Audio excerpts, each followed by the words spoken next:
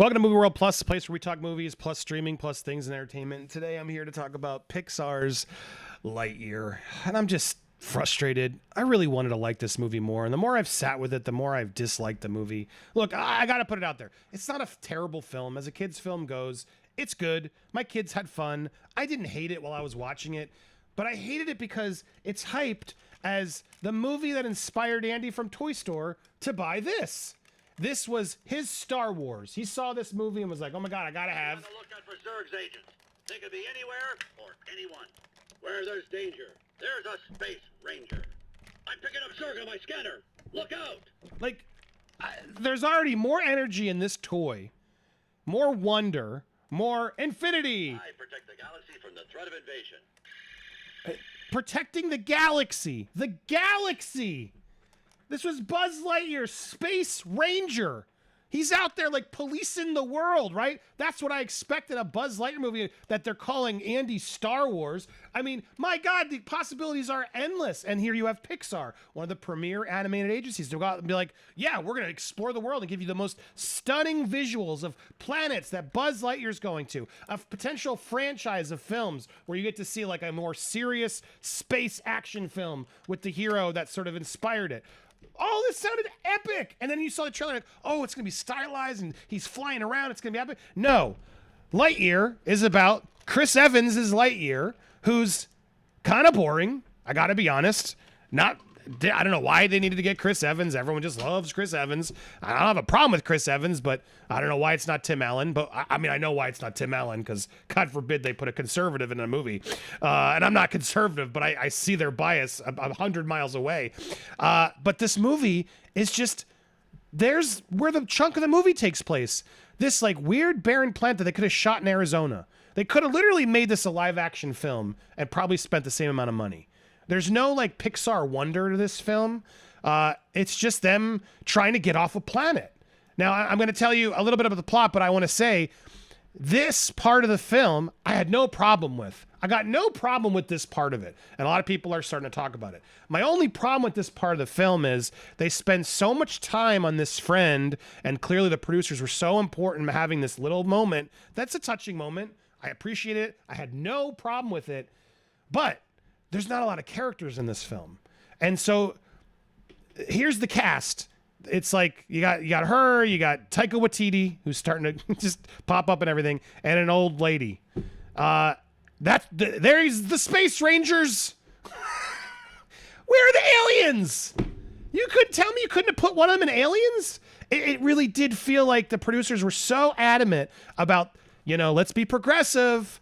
That's more important than anything else. And the characters are just boring.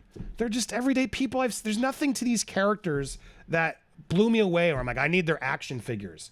None of them, even Buzz Lightyear. And I was frustrated by that. I got no problem with this, but when this becomes more important than actually making an entertaining, cool space adventure, well, then I start getting a problem with it. And to me, the fact there's not a single alien on this crew, why are we even watching this movie? This movie, again, let me break down what this movie is about. This movie is about Buzz Lightyear and Hawthorne. That's right.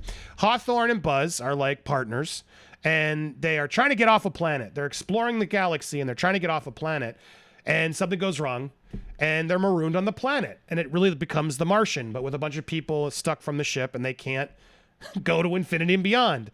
And Buzz has to make a choice, and it's like a heady choice, and it's interesting. Like it's the Pixar moment happens, or it's like an emotional moment happens because of it. I'm trying to be vague, but the plot mechanic, thing that sticks them there, and is apparently the cool part of why they made this movie, ultimately keeps them there and doesn't let them go anywhere else. And that's my biggest problem with this film. And then at the end, there's Zurg shows up at the end. And I didn't like the twist they try to spin on of what happens and with Zurg, and all of it just felt kind of underwhelming. Things I've seen before. It really was like Interstellar and The Martian, movies I've seen before. I don't know why this couldn't have just been a live action film with Chris Evans as Buzz Lightyear and just sort of do it that way. Might have been more interesting. But if you're going to make a Pixar animated film that is Andy's Star Wars, they literally call it the film that inspired Andy, his Star Wars, as he, I got to get this toy, Mom. it's just not that exciting. It's not that magical. It's not that fun. It doesn't have the energy. Now, my kids liked it. My kids have been liking a lot of stuff. If you entertain them, they like Socks the Cat. The cat is by far there's Socks. The Socks the Cat is by far the standout of the movie. And honestly, if I was Andy, I would have wanted a Socks the Cat toy, not a Buzz Lightyear toy. At the end of this day, I don't want to buy the Chris Evans figure. I want to buy Socks the Cat. Again, another problem of the film of like, it just doesn't work like it's supposed to. You can't have us love this character of Buzz Lightyear and then tease the origin Star Wars-like movie and then set him on a marooned planet where he's just constantly looping himself, I'm sorry. He's just trying to like save everybody. I want him to save the galaxy. I don't care about these people. I barely understood them and knew who they are. None of them affected me. And that's the problem with the film. And because, I don't know. It's like, was this really why? So we had to have Hawthorne be this amazing character who's fine. I don't need the Hawthorne figure. I get it's going to inspire and it's nice to have this out there. I'm not trying to be mean, but my God, this is the Buzz Lightyear movie. He's supposed to, did anyone see the cartoon? He's protecting space from the Cover! I'll protect you with my laser. All right, Ranger. It's a code 546. Let's move. Like, he's like the space cops. And he's supposed to be out there, and instead we get this ragtag crew of, rejects who are all there to like learn to be the right. It was such a letdown. I've seen this movie before 100 times, and I expected if they really want to take up the Buzz Lightyear armor and redo all this and make this new thing, they were creating a cool franchise. We're like, yeah, let's do a really clever, smart Pixar movie with like a space adventure. Let's make our own Star Wars in the Buzz Lightyear world, which they've done in the cartoon and other things. And here's a chance to like have him be sort of the straight guy, and sure, have some other new characters that we meet. That ideally is maybe someone that was like a toy from Toy Story that we forgot or didn't notice. Like there's so many cool things they could have done. And I feel like the whole thing was just a letdown. It's like, it's not a bad movie. I see the critics are like, yeah, it's fine. I'm being a little harsh, but stop, alien. Exactly. Like, no, there's no aliens. There's like vines and robots. Where are the aliens? Star Command protecting the galaxy, and I got no aliens? Come on, Pixar. Oh, but we got the first kiss. Oh, yay. Okay, great. But when this is forced in more, and it's more important to the filmmakers than actually giving us a space adventure, yes, that's when Hollywood's gone woke, and it's a problem for me. Make the cool space adventure. Give us what we expect of the Buzz Lightyear movie, and then do this. I got no problem with this. But this is the headline all around, and the character they chose to focus on instead of the aliens, to me, wasn't that interesting. Just wasn't. It's just an emotional beat to give Buzz a friend, and you'll understand what happens. And I didn't hate it. I didn't hate this movie, but it sounds like I do, doesn't it? I'm disappointed in this movie. I'm so sick of just the regurgitating of IP, and then at least not even giving us what we want. And it was the same problem with Jurassic Park Dominion. I'll be honest. I've started to like it less and less as I reviewed it. I was trying to be positive. I'm trying to be positive with the movies. Obi-Wan's the same problem. Oh, God, I'll make a video. This week's Obi-Wan. What are they doing? If you're going to give us fan service, then give us cool fan service and stop trying to make... I'll save that for another video. Back to Lightyear. I'm disappointed in Lightyear. When I left the movie, I was like, my kids had fun. It had some fun moments. Socks was cute. As I sat with it, I'm just like, I didn't really like that movie. It was not needed. It was not needed at all. And Pixar, they're really starting to disappoint me. Honestly, I feel like Pixar of late, all of it is just not as good as it used to be. And if we're being honest, when the turning point happened. Well, Mr. John Lasseter left. Now, don't take anything more of that. I'm just saying, clearly that guy knew what he was doing. Clearly he was involved and hired the people that knew what they were doing. Going to classic era Pixar, way better than anything we've gotten as of recent. Turning Red, Onward, Soul, they're all just like, Even